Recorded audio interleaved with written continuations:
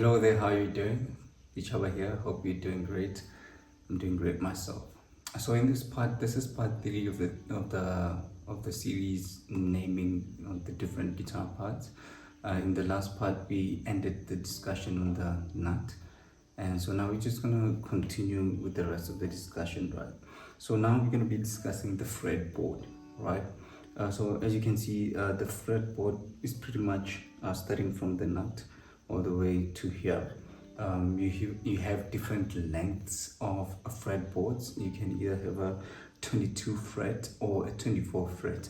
I think this one is a 22, and the PRS behind me, my PRS there, it's a 24 fret. But most are not really like playable up there, but it's just what it is, right? So now, starting with the silver lines, and these are vertical lines. These are called frets, like I said in the first video, and what they do is that they show the length of the note. So it's like between here and here on the string is this note, whatever name the note is, right, and so forth. And the blocks themselves, the blocks themselves are also called frets. So it's almost as if two things are called frets. And to fret is to press, basically. Essentially, it's saying this is where you press, right? And as you can see on the fretboard, we have these dots, and these dots are called fretboard markers, right? And essentially what they do is they help you with knowing where you are when you're playing. I mean, imagine if you're playing songs and there's so many parts to remember. So suppose I'm playing here, right? Let's say I was practicing the song, so I know the song that I'm playing. I know that for the first part I played it from the 3rd fret, and then I remember that for the second part I'm gonna come up here to the 2 dots. You get what I'm saying? So you're gonna be able to see them.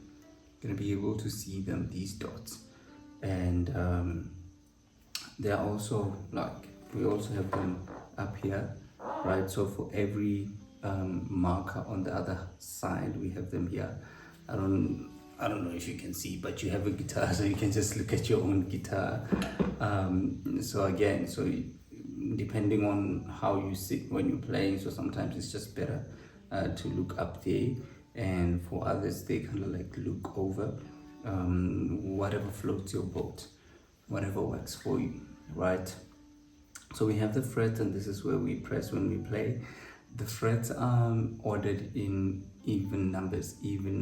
So you have your 3, 5, 7, 9. See why school is important. The maths class from primary school, and then 12, and then there's 15 there, 17, 19, and I think 21 there, and 24. It's not an even number, but that sort of thing. So it's important for you to know that they are ordered in even numbers. I think it helps with when later on when we're learning and I'm like, put your finger on the 3rd fret on the G string, you quickly gonna find it, because that this is the 3rd fret. And then let's say I'm saying, well, this lick or this idea is based around the 9th fret. Automatically, very quickly, that it's up here, right? So yeah, that's the fretboard. I don't think I'm forgetting anything. So another thing, again, with the strings, it's very important that you know that they need to be just above the fretboard. They shouldn't touch the fret wires at all. There must be some distance, or otherwise the strings are gonna buzz, or they're not gonna play. You understand? So and frets can, over time, they get sifted.